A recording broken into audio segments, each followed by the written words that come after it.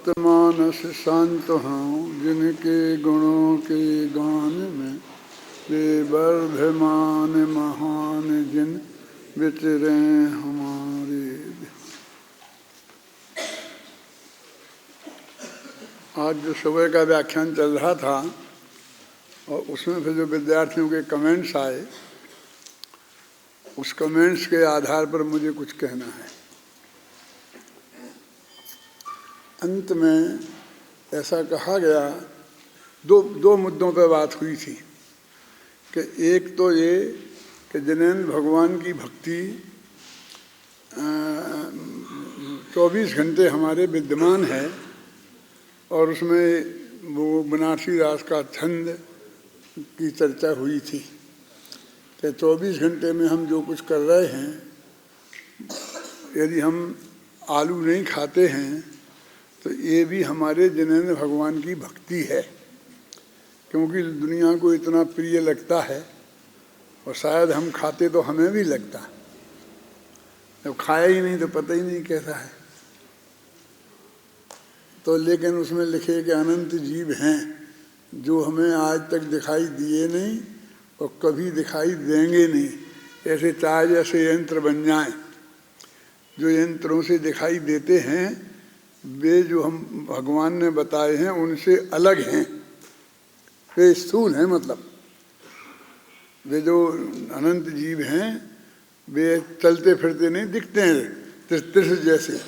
ये तो तुमने देखा और उसमें कुछ दिखा तो ये एक्स्ट्रा बात हो गई। तो इस तरह से हमारी हर बात जो सुबह से शाम तक क्रिया भगवान की आज्ञा के अनुसार हो रही है, वो सब उनकी भक्ति का ही परिणाम है। हम 24 घंटा भक्ति है। दूसरा जो मुद्दा था, ये जो मोक्षमार्ग प्रकाशक में उद्धृत किया है पंडित टोडरमल जी ने, और 50 निकाय की टीका में जो अमृतचंद्राचार्य की टीका है समय व्याख्या नाम की, उस टीका का ये कोटेशन है। पंडित जी ने अपनी स्मृति के आधार पर अपने मोक्षमार्ग प्रकाशक में लिखा होगा। उस वक्त इतना आसान नहीं था कि फटाफट हमने तुमसे कहा और तुमने किताब खोल के बता दी, और जैसी बाइंडिंग वाली किताबें हों तो इन्हें धड़ाधड़ निकाल दिया हमने। कोई भी शास्त्र को मंदिर से निकालना पड़ता था, फिर उसे खोलना पड़ता, फिर एक एक पेज देखना पड़ते थे, और पेजों की भी व्यवस्था नहीं थी। जितनी प्रतियाँ थीं उतने पेज, हर एक में अलग अलग तरीके से लिखा जाता था। इसलिए उनकी प्रतिभा थी कि उन्हें याद रहा और उन्होंने लिख दिया। हमने नीचे उसको लिखा है, सिर्फ इसलिए लिखा है कि वो जो 50 निकाय में जहाँ उनने कहा है कि 50 निकाय की व्याख्या में ये बात है। व्याख्या माने समय व्याख्या। उस टीका का नाम समय व्याख्या है। उनने व्याख्या कहकर टीका का नाम बताया है आपको, सामान्य व्याख्या नहीं कहा। क्या ऐसे आत्मख्याति के साथ व्याख्या तो नहीं लगी ना, टीका भी नहीं लगी है, तत्व प्रदीप का के साथ भी नहीं लगी है, लेकिन उसके साथ पूरा नाम क्या है उसका? समय व्याख्या। तो 50 निकाय व्याख्या में माने उनकी व्याख्या नाम की टीका में अमृतचंद की में ये बात कही और उन्होंने लिखी। तो वो नीचे पूरा लिखा हुआ है। खैर वो तो आप पढ़ लेना, उसमें मुझे कुछ नहीं कहना है। कहने की बात ये है कि इसमें लिखा, इसमें है नीचे है अयम ही, उसमें है इयम भक्ति।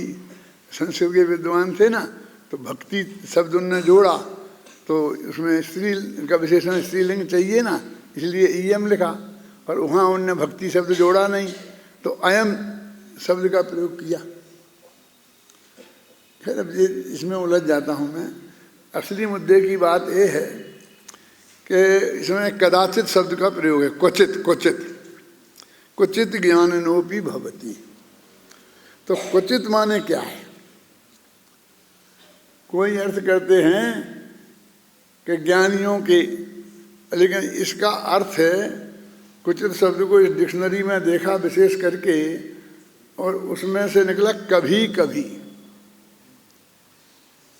किसी अपेक्षा भी इसका अर्थ नहीं है। यानी ये बताना चाहते हैं कि जिसे तुम भक्ति कहते हो वो भक्ति कभी कभी होती है। और दो विरुद्ध हो गए ना कथन। और मेरे को बोलने का विकल्प इसलिए आया क्योंकि अंत में जो कमेंट्स किया गया अंतिम वाक्य में, उसने ये कहा, उस पर तो वजन दिया कि 24 घंटे है, लेकिन कभी कभी है।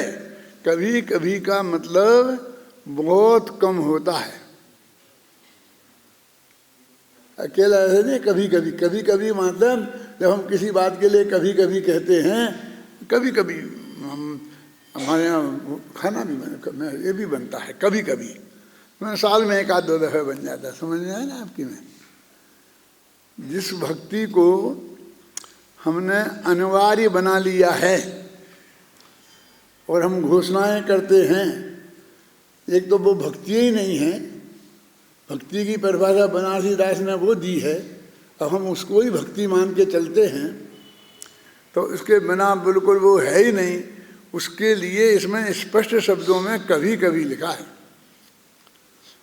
कभी कभी का मतलब ऐसा नहीं कि कभी चूक जाएं तो ठीक है, 1-8 दिन चूक जाएं। महीना भर हम रोजाना भगवान की पूजा करते हैं, 1-8 दिन नहीं कर पाई, ऐसा नहीं है। 1-8 दिन नहीं कर पाई नहीं है, क्या है? 1-8 दिन कर पाई। समझ ज़्यादा ख्याल में आई बात? ये है इसका अर्थ। बहुत कठिन बात है, डंडे पड़ने जैसी बात है।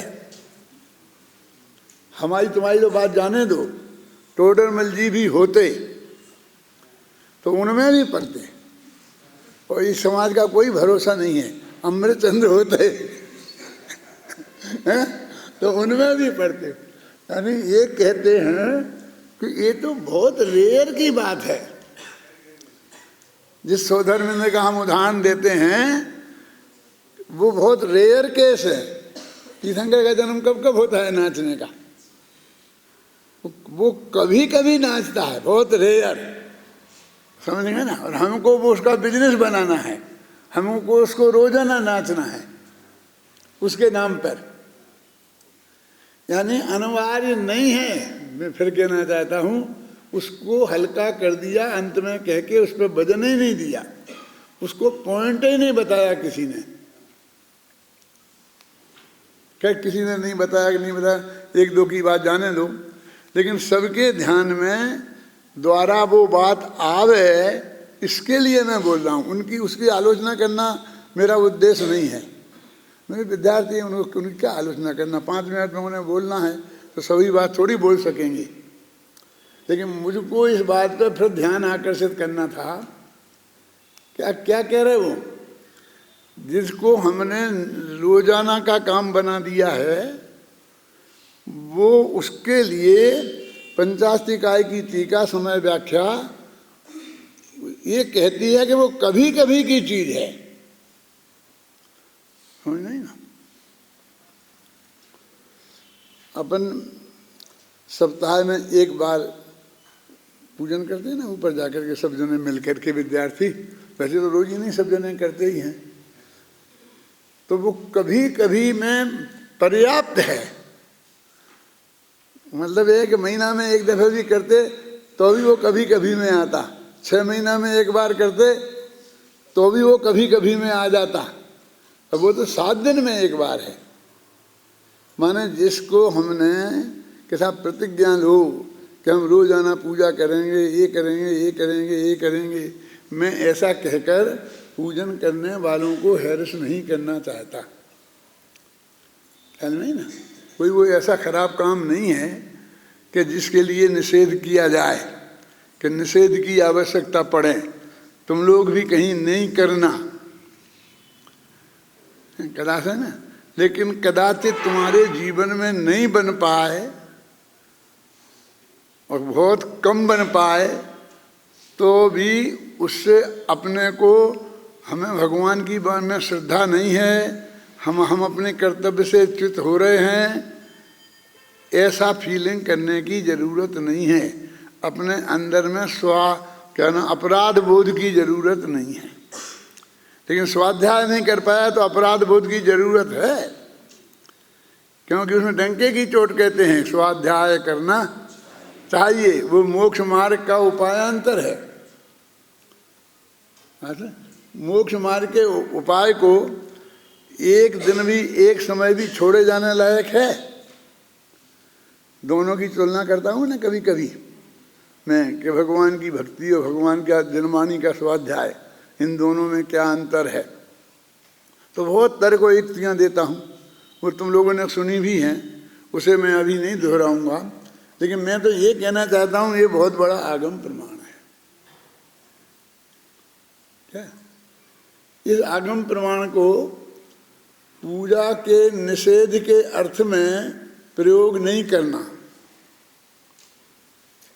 क्या, लेकिन इसके कितना स्थान है, कितनी आवश्यकता है, उसको हम अपने गहराई हृदय में गहराई से समझें और अपने जीवन को बैलेंस बनाने के लिए हमें इसको कितना महत्व देना चाहिए, समझे ना। और हमारी जो चीज़ें हैं उनको कितना महत्व देना चाहिए, उस बात से हमें बहुत उससे चिंता, मतलब मजबूती से समझना चाहिए। इतना अनिवार्य अंग नहीं है वो साहब, है ना। आज दिने दिने देव पूजा गुरु उपासि श्रीमन तपः, दिने दिने। तो अब वो उनमें तो देव पूजा लिखी है, भक्ति लिखी है ना। अब वो पूजा कैसी होती है, पूजा क्या है, ये तुमने बना ली। तो बनारसीदास का छंद यहाँ लगाओ ना, हमारे 24 घंटा हम उनकी पूजा ही कर रहे हैं, उनकी वाणी पढ़ रहे हैं बहुत सम्मान पूर्वक। सोते सोते रात के जब सोते जाते हैं तो पढ़ते पढ़ते सोते हैं, क्यों, सपना भी देखते हैं, तो उसमें जनवाणी ही की चर्चा ख्याल में आती है। फिर सुबह उगते हैं तो फिर वो सारा गुणानुवाद जो भी हमारा है वो सब उस भक्ति में है, और पूजा उस भक्ति का एक अंश है। मेरा मतलब समझ में है ना। स्तुतियाँ हैं, पूजा है, पाठ है, ये सब। और फिर वो तो जो बात मैं कहता हूँ वो अलग है कि जिसमें कर्तावाद का पोषण नहीं हो। अभी सब बहुत हैं, ऐसी हैं, ये हैं, ये हैं। एक तो मुझे ये बात कहनी थी, एक बात और कहनी है, फिर भूल जाता हूँ, इसलिए भी याद आ गई तो कह देता हूँ। वो जो बोल रहे थे स्तुति रूप पतित पावन, तो क्या बोल रहे थे उसमें, बोलना बोलो बोलो बोलो, बोलो।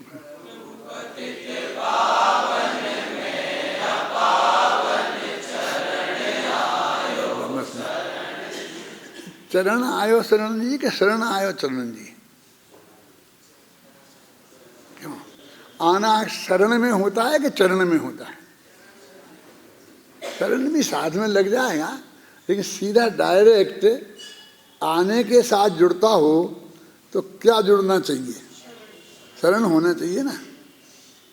तो मुझे विकल्प आया था कि मैं ये बता दूंगा, क्योंकि नहीं तो फिर सबके ख्याल में आ जाए, वो तो हम दिन रात बोलते हैं। आया बोलते हैं आयो, तो आयो के साथ में शरण, क्यों पब्बजामी शरणम है, चरणम नहीं है। अरहंते शरणम पब्बजामी, अरहंते चरणम पब्बजामी नहीं है,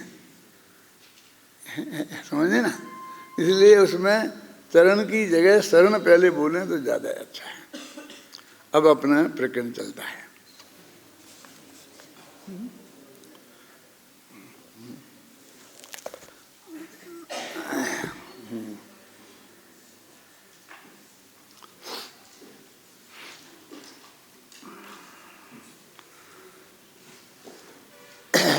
एक नंबर 194 पेज पे है ना। कुछ बाकी रह गया था ना, अभी हो गया था पूरा, ध्यान रहने का था। चलाओ शुरू करो।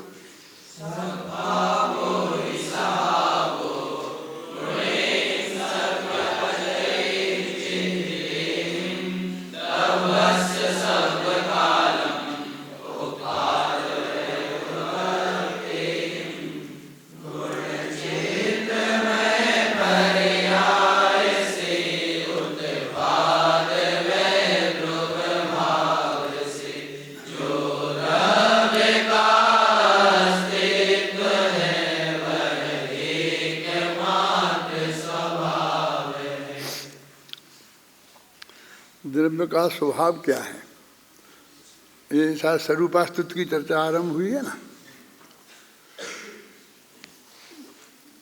अभी कल 2 व्याख्यान अपन को इस गाथा पे हैं, आज का और कल का। परसों मैं कल शाम को जाऊंगा, फिर 30 तारीख को आऊँगा और 30 तारीख के बाद 1-2 दिन में फिर मैं शुरू करूँगा, क्योंकि मुझे भरोसा नहीं है कि वहाँ से मैं ठीक ठाक वापस आ पाऊँगा स्वस्थ पूरा। लेकिन स्वस्थ रहा तो मैं तत्काल शुरू करूँगा आकर के, है ना। नहीं तो 1-2 दिन लेट भी हो सकता हूँ। परसों से जो भी व्यवस्था होगी शांति जी बताएंगे, दादा आपको करना है, ठीक है, तो शांति जी व्यवस्था करेंगे।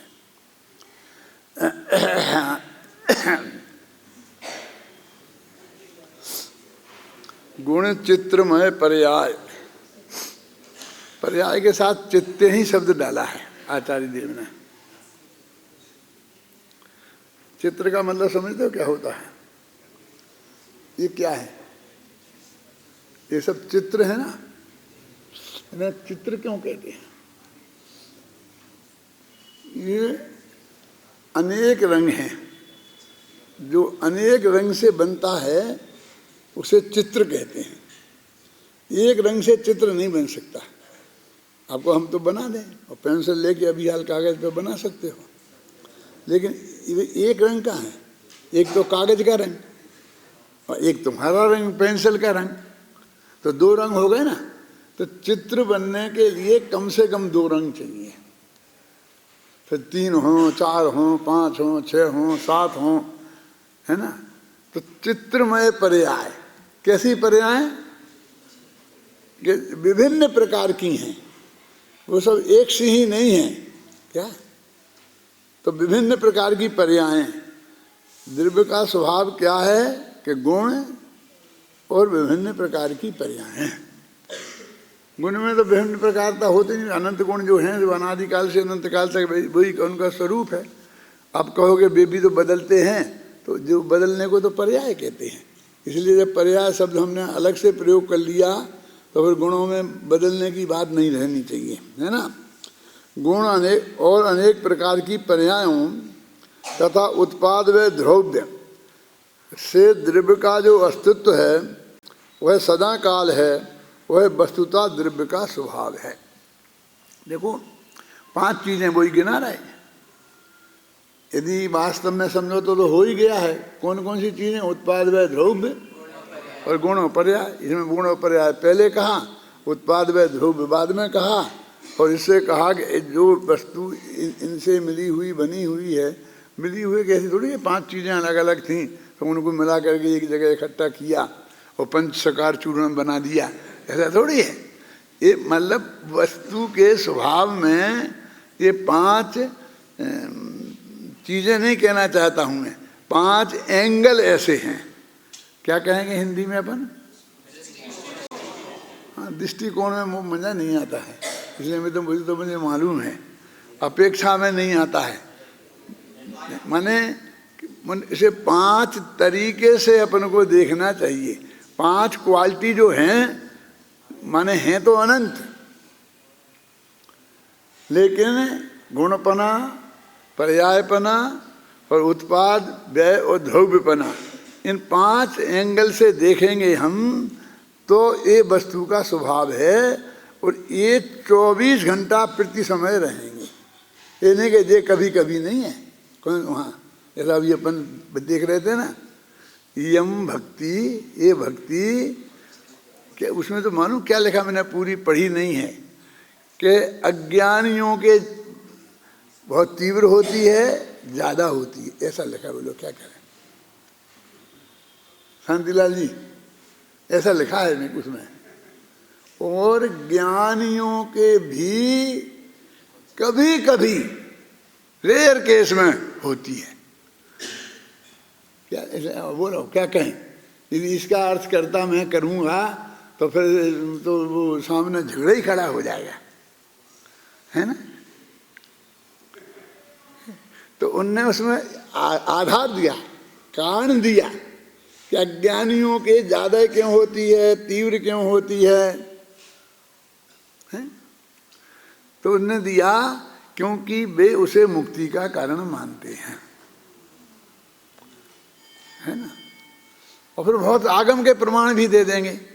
मैंने कल परसों सुनाया था ना आपको, गुरु भक्ति सती मुक्ति क्षुद्रम किंबा न साधयेत, है ना। कहाँ का है?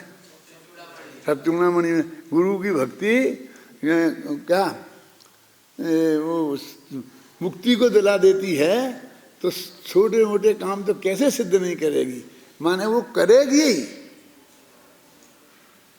ऐसा उसमें सूक्ति दी है।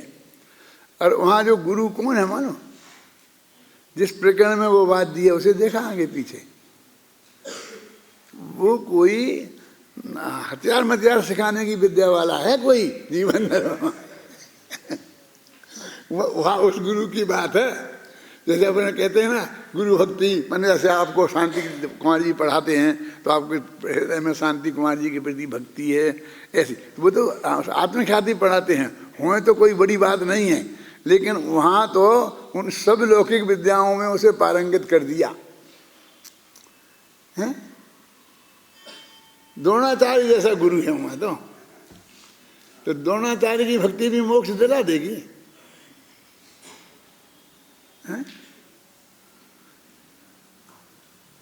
और क्षुद्रम जो चीज मोक्ष दिलाएगी वो गारंटी से क्षुद्र कामों को सिद्ध नहीं करेगी, ऐसी गारंटी है, ऐसी नहीं है कि करेगी।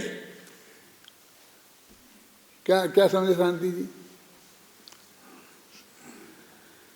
क्योंकि शुद्ध भाव ही मुक्ति दिलाएगा, तो वो पुण्य बंध नहीं कराएगा। पुण्य बंध शुभ भाव से होंगे। वो तो कर्म को काटेगा, वो कर्म को बांधेगा नहीं, कर्म को उदय में नहीं लाएगा। यदि तुम्हारे क्षुद्र क्षुद्र जो काम हैं वो तो पुण्य के उदय से सिद्ध होंगे। समझ में आएगी क्या कह रहा हूं मैं? जो मुक्ति का साधन होगा वो क्षुद्र कामों का साधक नहीं होगा, और जो क्षुद्र कामों का साधक होगा वो गारंटी से मुक्ति का साधक नहीं होगा। तो उसको सिर्फ सामान्य नीति जैसे लोक में होती है ना, उस तरह ही देखना, उसे आगम प्रमाण के रूप में देखने की जरूरत नहीं है, और आगम प्रमाण के रूप में पेश करने की भी जरूरत नहीं है, समझे ना। इस 5 चीजें हैं वो वस्तु के होने के लिए अत्यंत आवश्यक हैं। आवश्यक क्या है? अनिवार्य, अनिवार्य क्या है ही। एक समय भी ऐसा नहीं हो सकता कि कोई भी द्रव्य हो, अनंत द्रव्यों में जीव पुद्गल धर्म धर्म आकाश काल, कि उसमें गुण ना हो और गुणों का प्रणमन रूप पर्याय ना हो, है ना। मैं द्रव्य की पर्यायों की बात नहीं कर रहा हूँ जानबूझ के, समझे ना। वो तो बहुत स्थूल कथन था वो, इस दृष्टि से क्योंकि हमको गुण पर्याय तो एक एक समय की ख्याल में नहीं आती हैं, तो वो मनुष्य पर्याय देव पर्याय जो ऐसी बात कही थी ना, और उसमें मैंने हमेशा ही कोई ना कोई पर्याय होगी ही, वहाँ भी घटित हो जाएगी कि वो मोक्ष में तो नहीं होगी ना, उसमें 4 गिनाई, इसलिए कह रहा हूँ कि मोक्ष में सिद्ध पर्याय होगी। हम तो उसे भी पर्याय कह देंगे। हमारे तो गतियाँ 4 होती हैं, लेकिन हम तो जब पढ़ाएंगे गोमटसार तो पंचम गति भी कहेंगे, ये भी पढ़ाएंगे। गतियाँ कितनी होती हैं बोलो सब, कोई 5 लिखेगा तो 1 नंबर नहीं मिलेगा। गतियाँ 4 होती हैं और हम 5 गिनाएंगे, क्यों? इंद्रियां 5 होती हैं और हम 6 गिनाएंगे, क्यों? संयम 3 प्रकार के होते हैं, हम संयम आगना 6 प्रकार की गिनाएंगे, हैं? समझ में है ना मेरे कहने का मतलब? क्योंकि हम तो नेगेटिव को भी पॉजिटिव में शामिल करते हैं। जो चीज नकारात्मक है पंचम गति माने जिसमें गति का लक्षण कोई नहीं मिलता है। फिर गति क्यों कह रहे हो? क्योंकि इस गति वालों को गति से नहीं समझ में आता है, हम क्या करें, हैं? इनसे तो मुक्त है। एक दफा पंडित कैलासन जी आए थे, उनने एक बहुत बड़ी बात बताई थी कि ये सिद्धांत किसे कहते हैं। मालूम तुम्हें बताया पहले मैंने कभी कि नहीं? सिद्धांत अपन के देखो, जो आप जैन धर्म का अहिंसा सिद्धांत है, अनेकांत सिद्धांत है। उन्होंने कहा नहीं, ये बोलो ये समय सार सिद्धांत ग्रंथ है कि नहीं, गोमर सार सिद्धांत ग्रंथ है कि नहीं? तो हाँ, ये सिद्धांत ग्रंथ है।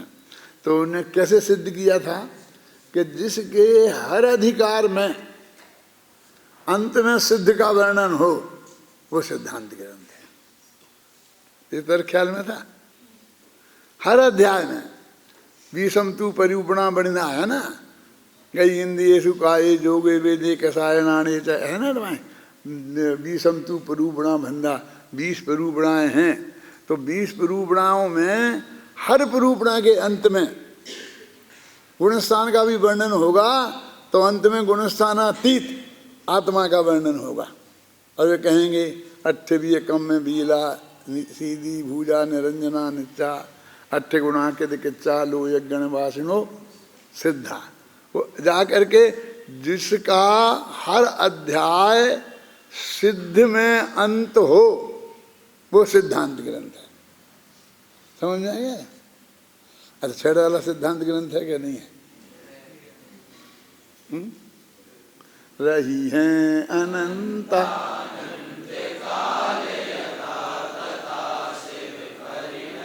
मोक्ष में ही जाके खत्म करेगा। हैं? अपने प्रथमानी हो हंती जी, ये भी सिद्धांत ग्रंथ है।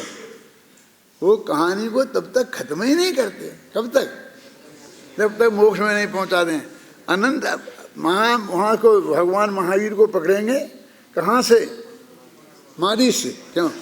नहीं, मारीच के आगे भी भील से, और भील के आगे भी कहीं जा पाए तो और आगे बढ़ाएंगे।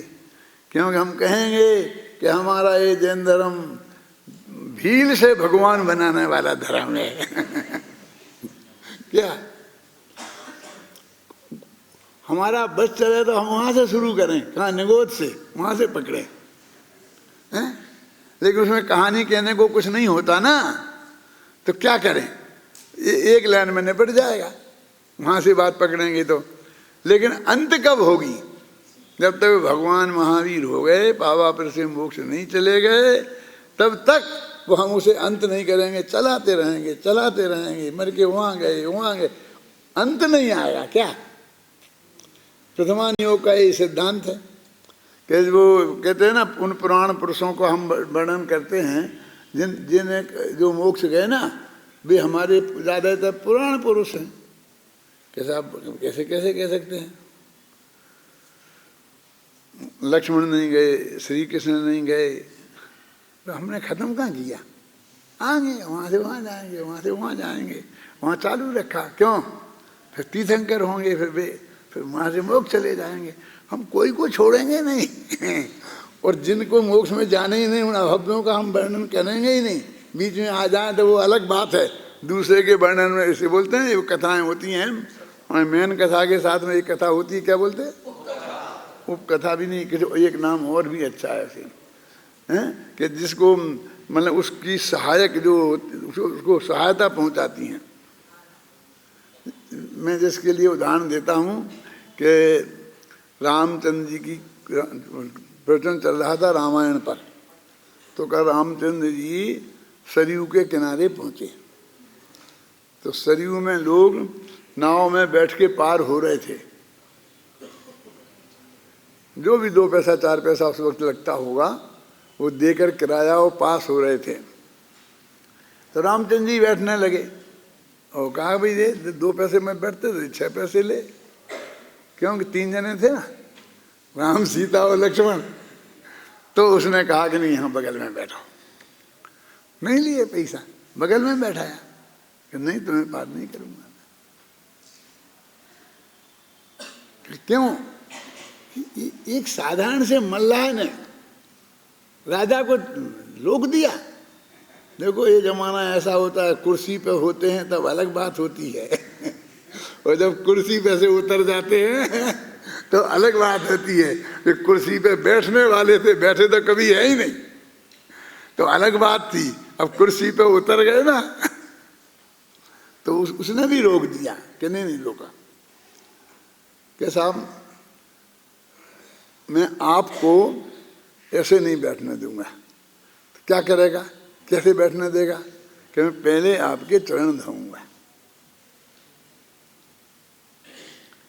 क्यों, किसी के तो धो नहीं रहा। यदि नाव की पवित्रता का सवाल होता तो सबको पैर धुला के बैठाना चाहिए ना, जैसे मंदिर में सब जाते हैं, हैं? अकेले हमारा ही क्यों धोना। तो उन्होंने कहा तुम्हारे पैरों की धूल बहुत खतरनाक है। मैंने सुना था कि एक पत्थर की शिला पे पड़ गई थी तो वो पत्थर की शिला औरत बन गई। कहानी आती ना, अहिल्या, अहिल्या का नाम सुना। अहिल्या को श्राप दिया था पहले भम में, तो वो पत्थर बन गई थी। और जब ये गए तो इनका पैर उस पर पड़ गया भाग्य से, पत्थर नीचे, तो इनके चरणों की धूल के प्रभाव से वो अहिल्या बन गई, द्वारा उसका शराब से मुक्त हो गई। तो उनने कहा ऐसा हो गया था, मैंने सुना है। यदि ये मेरी नाव औरत बन गई तो मैं क्या करूँगा। मैं तो गरीब आदमी हूँ, एक औरत को मुश्किल से पाल पाता हूँ। एक की जगह दो औरतें हो जाएंगी, पर आजीविका का साधन मेरे पास जो एक ही नाव है जो मैं खुद चलाता हूँ। ऐसा नहीं कि मैं नावों का सैकड़ों नाव हुए और नौकर चाकर चलाते हों, ऐसा नहीं है। मैं तो खुद ही चलाता हूँ, मेरी एक नाव है, इसलिए मैं उसकी सुरक्षा के लिए मैं आपके चरण धरूंगा। तुलसीदास जी ने ये अपनी रामायण में बात लिखी। तो फिर आगे फिर रामचंद्र जी उतर गए, उतरने लगे तो उनने पैसा देने की शुरू करी। तो भाई मैं पैसा नहीं लूंगा आपसे। क्यों नहीं लेगा, सबसे लिया है ना, तो हमसे क्यों नहीं लेगा। मैं नहीं लूंगा। क्यों कि नाई नाई से बाल बनवाई नहीं लेता। समझ में आई कि नहीं आई। अपन तो नाई है नहीं, अपन को कैसे पता चलेगा। लेकिन जो अपने धंधे वाला होता है वो धंधे वाले से कम वो नहीं करता। इतनी तो वो नाई भी निभाता है कि नाई नाई से बाल बनवाई नहीं लेता। तो हम दोनों एक जात के हैं, एक सही काम करते हैं। तो हम तुमसे उतरवाई कैसे ले सकते हैं। तुम संसार समुद्र से लोगों को पार उतारते हो और मैं इस नदी से पार उतारता हूँ, क्या फर्क है। पार उतारने का काम हम दोनों ही करते हैं। क्यों, तो मैं अभी आपको पार उतार देता हूँ, जब मौका लगे तो आप मुझे संसार सागर से पार उतार देना, बस काय में इसके बदले में। फिर आगे रामचंद्र जी चले तो तुलसीदास जी ने कहानी आगे बढ़ाई।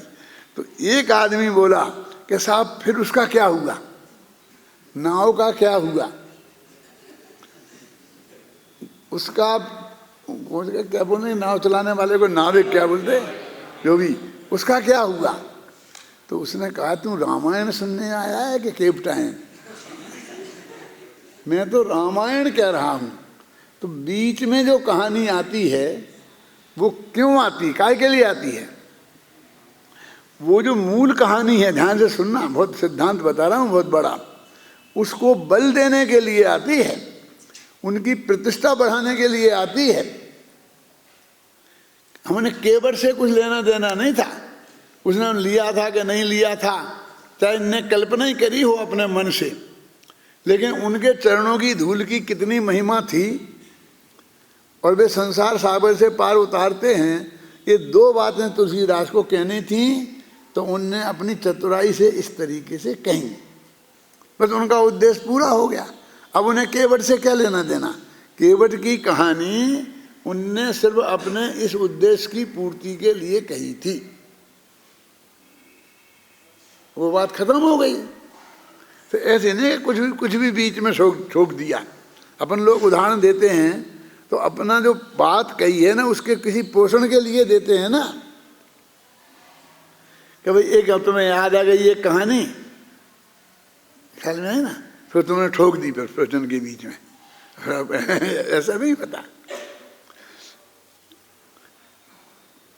कुछ लोग ऐसे पर्चा बना के ले जाते प्रवचन में रख लेते हैं, और बड़े बड़े पंडित लोग भी रख लेते हैं, कुछ कापी मापी बना रखी हैं तो कापियाँ भी रख लेते हैं। मैं कोई बुराई के अर्थ में नहीं कहता हूँ, मैं तो उसे बहुत अच्छा मानता हूँ कि पूरी तैयारी के साथ वो अपनी बात कहने जाते हैं। मुझे तो एक बात बतानी है उसके माध्यम से, इसलिए कहता हूँ। तो लेकिन वो जो वो लिखा है पर्चे में, उससे पता चल जाएगा कि वो किस स्तर का विद्वान है। उसने क्या लिखा, मुझे ये डर है कि मैं ये बात कहना चाहता हूँ और ये भूल ना जाऊँ। कौन तत्व की गहरी बात है कि मुझे भक्ति का स्वरूप बताना है, कि मुझे अब सुबह की बात आई थी उसका कमेंट्स करना है, तो मैं भूल जाने का डर होगा तो इतना सा लिख लूँगा, बस खत्म, कि भक्ति किसे कहते हैं, बस खत्म। आप समझ रहे हैं ना? ऐसे ऐसा कोई तात्विक पॉइंट मुझे बताना है और वो भूल जाऊँगा दादा, तो उसे नोट कर लेते हैं। और दूसरे, आज मैं ये कहानी कहूँगा तो मैं गाय की कहानी सुनाऊंगा, कल गधे की सुनाऊंगा, तो गधा की कहानी, वो कहानी लिखता है, उसे कुछ बताना नहीं है, उसको समझाने के लिए बीच में गधे की कहानी आए तो सुनाओ, कोई दिक्कत नहीं है। लेकिन प्रवचन कोई गधे की कहानी पे प्रवचन थोड़ी होना है, समझ में आया? मतलब उसकी उस नोटिंग से मालूम पड़ता है कि वो किस टाइप का विद्वान है, किस स्तर का विद्वान है। एक बात कह करके तुम लोगों को मैंने एक बात सिखा दी, समझ लो, हैं कि नोटिंग में क्या नोट किया जाता है, समझ नहीं ना? अकेले कहानी के उदाहरण ही नोट कर ले, उसका मतलब नहीं है।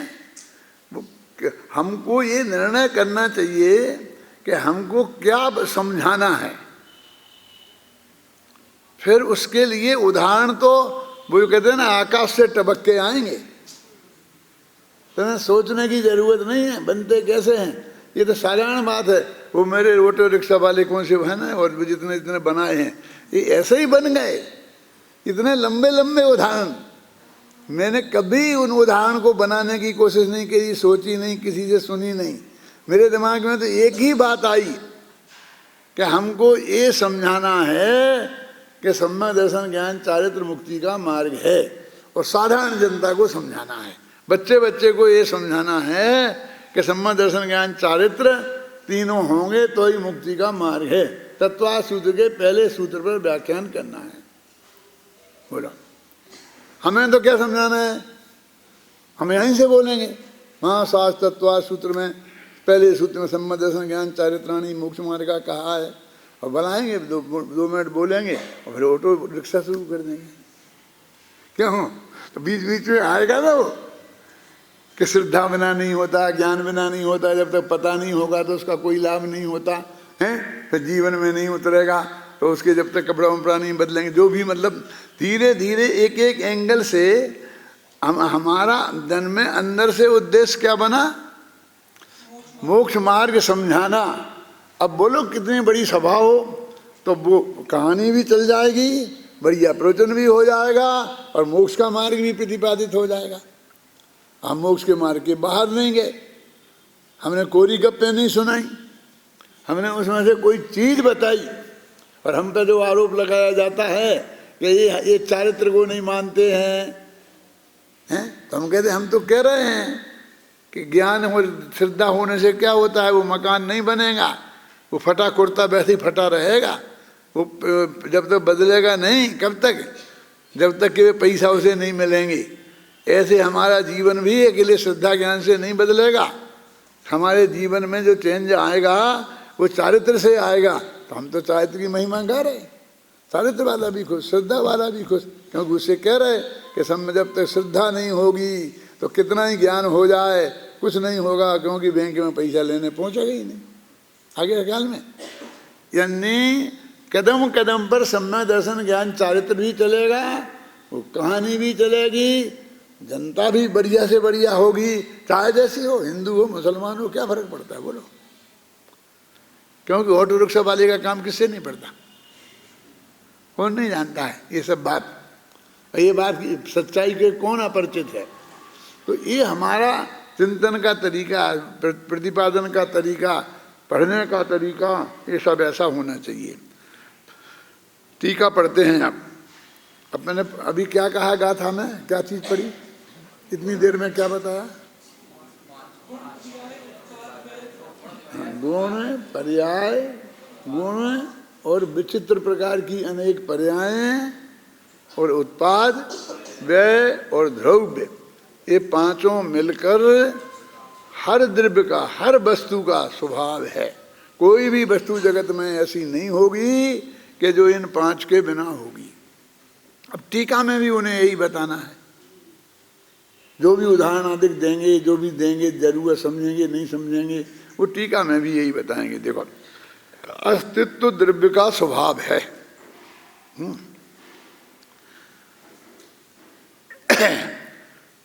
अब ऐसा नहीं कह सकते अस्तित्व जीव का स्वभाव है, ये नहीं कह सकते आप। जीव भी तो द्रव्य है ना। अस्तित्व पुद्गल का स्वभाव है, ये नहीं कह सकते आप। माने वो द्रव्य शब्द, जो जो द्रव्य हैं, हम उसका किसी का भी नाम ले देंगे नहीं चलेगा, आपको द्रव्य ही कहना पड़ेगा। क्यों? कि ये स्वभाव अकेले उसका नहीं है, किसी दूसरे का बोलोगे तो अव्याप्ति नाम का दोष हो जाएगा। क्योंकि उसमें है, अन्न में भी है अतिव्याप्ति होगी, जो भी व्याप्ति अव्याप्ति जो भी होगी। अस्तित्व द्रव्य का स्वभाव है और वह अस्तित्व अन्य साधनों से निरपेक्ष होने के कारण अनादि अनंत होने से। देखो अभी इनमें तीन तर्क हेतु दिए हैं। ये होने से लिखा ना जहाँ, देखो तीन होने से हैं। फिर देखो होने से, फिर दूसरा प्रवर्तन। देखो पहला तो क्या है, निरपेक्ष होने के कारण वो अस्तित्व किसी की अपेक्षा नहीं रखता, किसी पर की अपेक्षा नहीं रखता। मैं किसी दूसरे द्रव्य की अपेक्षा हूँ ऐसा नहीं है। मेरा होने के लिए किसी पर की अपेक्षा की जरूरत नहीं है। क्यों जी? कि मैं रहूँगा अनंत काल तक जिंदा। मैं जिंदा माने जीवन मेरा रहे, तो इसके लिए भोजन तो चाहिए ना। तो कहते हमें जीव रहने के लिए, हमें द्रव्य रहने के लिए किसी भोजन की जरूरत नहीं है। ठीक है, अन्य से निरपेक्ष है ना। हम जीव और हम द्रव्य किसी पर की अपेक्षा से नहीं है। हमारा द्रव्यत्व और हमारा जीवत्व कोई खाना पीना, पुण्य कर्म का उदय, पाप कर्म का उदय, तुम्हारे सहयोग, नौकरी, इनसे कोई संबंध नहीं है। वो अत्यंत निरपेक्ष है। समझ गए आप? और कैसा अनादि अनंत लिखा ना, क्या लिखा? निरपेक्ष होने के कारण वो अनादि अनंत है। वो किसी की अपेक्षा के बिना अनादि से अनंत तक रहने का उसका अपना स्वयं का सामर्थ्य है। अहेतुक एक वृत्ति, एक रूप वृत्ति से सदा प्रवर्तित होने के कारण विभाव धर्म से निरपेक्ष होने से दूसरा ये है कि वो अहेतुक है। उसके होने के लिए कोई हेतु की जरूरत नहीं है। तो आपसे बताओगे कोई हेतु? कहते हैं और अहेतुक एक वृत्ति से सदा प्रवर्तित होने के कारण, पर एक वृत्ति से मन उत्पाद वह ध्रुव, उत्पाद वह ध्रुव, उत्पाद वह ध्रुव, उसमें निरंतर होता ही रहेगा। विभाव धर्म से निरपेक्ष है। भाव और भाववानता के ये निरपेक्ष होने से दूसरा से कौन? एक था अनादि अनंत होने से, फिर दूसरा है विभाव धर्म से निरपेक्ष होने से, माने विभाव धर्म की अपेक्षा नहीं। क्या? तीसरा भाव और भाववानता के कारण अनेकत्व होने पर भी प्रदेश भेद न होने से। तीसरा भाव भाववान ऐसा भेद है लेकिन प्रदेश भेद नहीं है, है ना? काय में, किन में नहीं है? द्रव्य में और पर्याय में, यानी गुण में और पर्याय में, उत्पाद व्यय में, द्रव्य में और इनमें सब में मिला करके किसी में भी प्रदेश भेद नहीं है। इन सब के प्रदेश एक ही हैं, एक जीव के। एक जीव को जो अस्तित्व चाहिए ना, तो उसके लिए ऐसा नहीं कि हमारी पर्याय तुम्हारी, तुम्हारी की पर्याय, ऐसा नहीं। द्रव्य के साथ एकत्व धारण करता हुआ अस्तित्व द्रव्य का स्वभाव ही क्यों ना हो। यदि ऐसी स्थिति है तो वो द्रव्य का फिर क्या है, क्यों है, ऐसा है कैसे द्रव्य, क्यों कहते द्रव्य का स्वभाव है। और समंत भद्र तो इतना कह देते हैं, स्वभावो अतर्क गोचरा, कि स्वभाव में तर्क नहीं होता है। अब अभी करना चाहें तर्क तो हम चाहे जहाँ कर सकते हैं। मिर्ची चरपरी होती है, क्यों? नमक खारा होता है, क्यों? यदि मिर्ची खारी होती और नमक चरपरा होता तो क्या तकलीफ है? तो आचार्य कहते हैं भाई है ना, हम क्या करें, वो होती तो हम हो जाती, लेकिन ऐसा नहीं। वो कहते हैं कि ऐसा क्यों है कि स्वभाव में तर्क नहीं होता, कि ऐसा क्यों हमसे नहीं पूछ सकते आप। अग्नि गर्म है, मिर्ची चरपरी है, नमक खारा है, इसके बारे में हमसे नहीं पूछ सकते कि ऐसा क्यों है। आप ये पूछो क्या है, कैसा है, तो हम बता सकते हैं। क्या समझे ना? अब ऐसे जीव ज्ञानानंद स्वभाव ही है, क्यों है, ऐसा नहीं पूछ सकते हैं। अभव्य ने ऐसा क्या पाप किया है जो मोक्ष नहीं जा सकता, उसने क्या गलती की है कि ऐसा नहीं पूछ सकते। बस कितने जीव मोक्ष चले जाएंगे, वे बेचारा नहीं जा पाएगा, उसके साथ पक्षपात हुआ है। किसने पक्षपात किया है? स्वभाव ही उसका ऐसा है। अब उल्टा कहो ना कि अभव्य कभी मोक्ष नहीं जाएगा, मैंने संसार नहीं छोड़ना पड़ेगा उसे। देखो उसको ये अधिकार है कि वो हमेशा रहेगा, अब हम तो बेचारे छोड़ के जाना पड़ेगा हमें। तो बोलो ये क्यों कहते हो कि हमें अधिकार है कि हम चले जाएंगे छोड़ के? यदि ये भी तो वो हो सकता है ना, उसका स्वभाव है भाई साहब। स्वभावो अतर्क गोचरा, स्वभाव में कोई तर्क नहीं होता, नहीं तो कहीं अंत ही नहीं आएगा। काय में क्यों क्यों क्यों क्यों, कहाँ तक क्यों क्यों लगाते जाओगे, है ना? देखो आलू में अनंत जीव हैं, क्यों है साहब? आलू में है और लौकी में नहीं है, क्यों नहीं है साहब? लौकी में भी होना चाहिए है, और लौकी में नहीं है तो आलू में भी नहीं होना चाहिए है? आलू तो लौकी से भी अच्छा लगता है तेरे अच्छे लगने के हिसाब से नहीं है। हम तो सर्वज्ञ भगवान की बारी में आया है तो हम बता सकते हैं किस में है और किस में नहीं है। ख्याल में आई ना? इसमें कोई तर्क करे हमसे तो हम इस क्यों का जवाब नहीं दे सकते, है ना?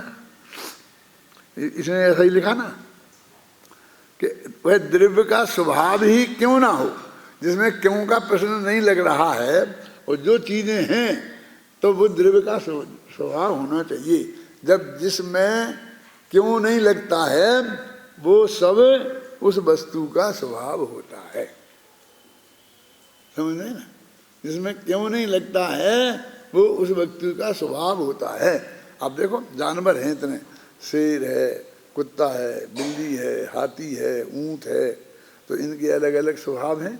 एक को तुम ऐसा डंडा दिखाओगे तो वो तुम्हें तुम्हारे ऊपर चढ़ बैठे हैं, एक पे डंडा मारते रहो तो ही वो तो कुछ नहीं कहेगा, डंडा मारोगे तो बैठ जाएगा कि बैठ जाओ तुम हमारे ऊपर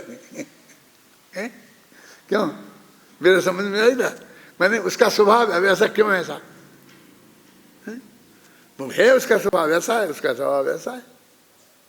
स्वभावो तर्क गोच, तात्पर्य यह है कि अनादि अनंत होने से, विभाव धर्म से विलक्षण होने से और प्रदेश भेद न होने से अस्तित्व द्रव्य का स्वभाव ही है। इन दो पंक्तियों में चार पंक्तियों का संक्षिप्तीकरण कर दिया। जो आता है ना आपको अंग्रेजी में, इसका क्या करो, वो क्या बोलते हैं, प्रेसी, समरी नहीं प्रेसी, प्रेसी चलता आते, समझते हैं? होता है आजकल के नहीं, माने एक पैरा देते हैं और उसका 1/3 रखो और 2/3 निकाल दो, तो ये पैरा आपको ऊपर का 4 पेज का दिया। अब आपको इसमें संक्षिप्तीकरण करना है तो नीचे की पंक्ति संक्षिप्तीकरण है। अच्छा, मैंने भी आपको कहा था होने से देखो, कहा था ना, होने से है ना, तो होने से के वहाँ जो कारण बताए थे उनको निकाल दिया, इसलिए वो छोटा हो गया। तीनों होने से को रखा और उनकी जो विस्तृत व्याख्या की थी वो छोड़ दी, है ना। तात्पर्य यह है कि अनादि अनंत होने से, उसमें लिखा था कि अस्तित्व अन्य साधनों से निरपेक्ष होने के कारण अनादि अनंत होने से, तो अनादि अनंत होने से का कारण बताया था। ऐसे तीनों में, उन तीनों के वो कारण जो बताए थे वे हटा दिए, और तीनों का एक निष्कर्ष निकालने का तरीका ये है। जिस प्रकार वह अस्तित्व भिन्न भिन्न द्रव्यों में प्रत्येक में समाप्त हो जाता है, उस प्रकार द्रव्यगुण पर्याय में प्रत्येक में समाप्त नहीं होता, क्योंकि उनकी सिद्धि परस्पर होती है। यदि एक ना हो तो दूसरा भी सिद्ध नहीं होता, इसलिए उनका अस्तित्व सोने की भांति एक ही है। देखो क्या कह रहे हैं, देखो बहुत अच्छी बात है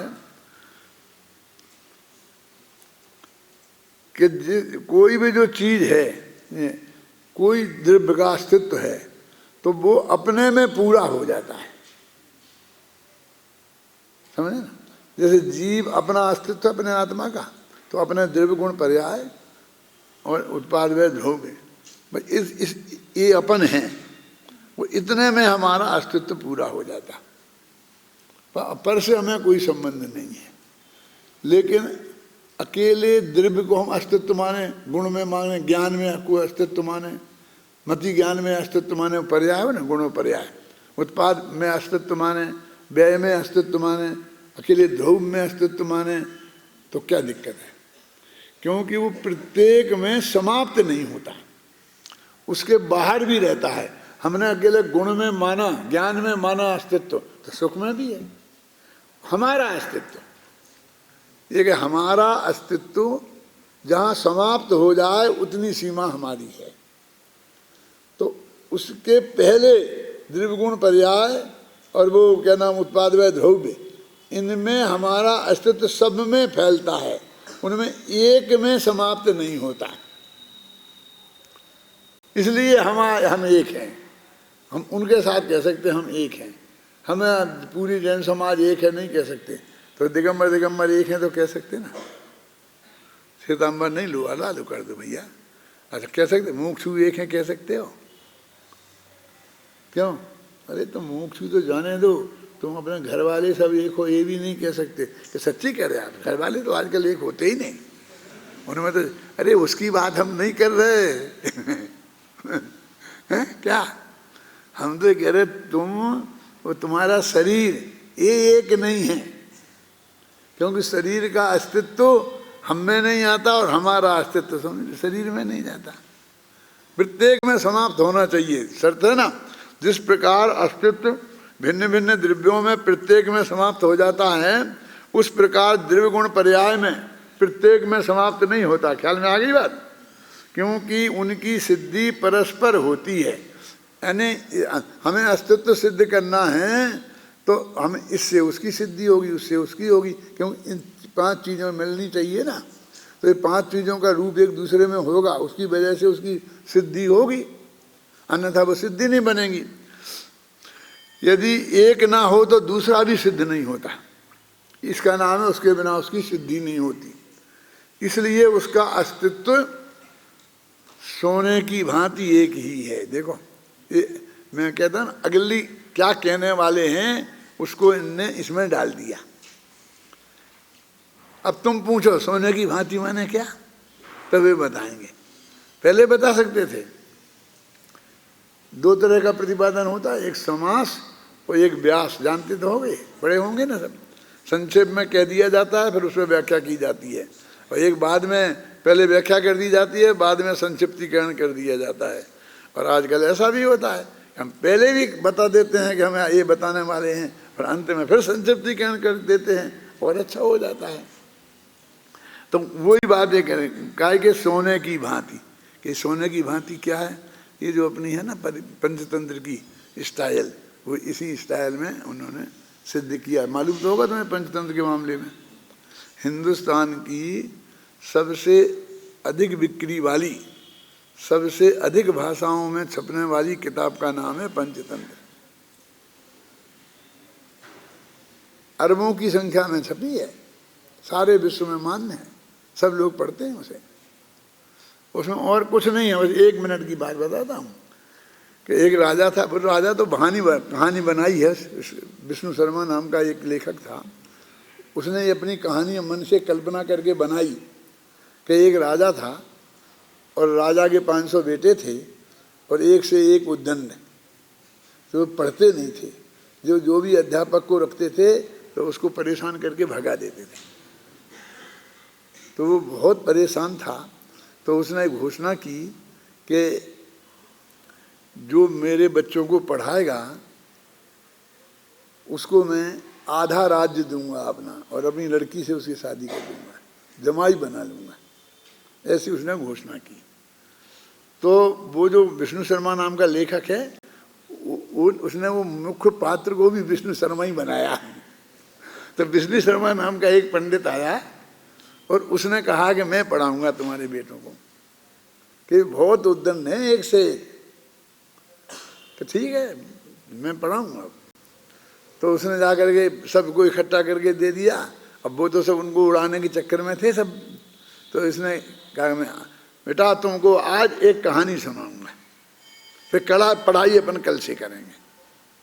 हाँ अच्छा कहानी सुनाओ, कहानी सुनाओ। क्योंकि वो जो उद्दंडता शुरू कर देते थे ना, तो सबसे पहले उनने उनको ये वाक्य बोल के उद्दंडता खत्म कर दी। फिर कहानी सुनाई। तो कहानी तो सुनाऊंगा बेटा तुम्हें, लेकिन तुम ऐसा मत करना जैसा उस नाई के साथ उसने किया था। कि सब नाई के साथ क्या किया था किसने, कि बेटा एक कल है ना, तो कल दौड़े दौड़े आए तो नाई की कहानी सुनाई। तो नाई की कहानी में फिर वो कहता है तुम ऐसा मत करना जैसा उस सियार ने शेर के साथ किया था। कि सियार ने शेर के साथ क्या किया था, कि कल। ऐसे कर करके उसने सैकड़ों कहानियां सुनाई, और हर कहानी में एक राजनीतिक सिद्धांत रहता था। सुनना कि राज्य कैसे करना चाहिए, राजकुमार थे ना, तो उन्हें राजनीति सिखानी थी। तो राजनीति का जो प्रॉपर सिद्धांत था दादा, वो एक एक कहानी के माध्यम से, क्योंकि लोग ऐसा धोखा कर सकते हैं तुम्हारे साथ, तो ऐसे धोखे से बचना, मतलब समझ गए ना, ये सिखाई। और उसने जीत लिया आधा राज्य, और शादी भी हो गई, बेचारा कुंवारा था। मेरे कहने का मतलब ऐसी। तो देखो इसमें भी वही है, क्या कहा, इसलिए उसका अस्तित्व होने से कैसा, सोने की भांति। और सोने की भांति क्या है, एक कल।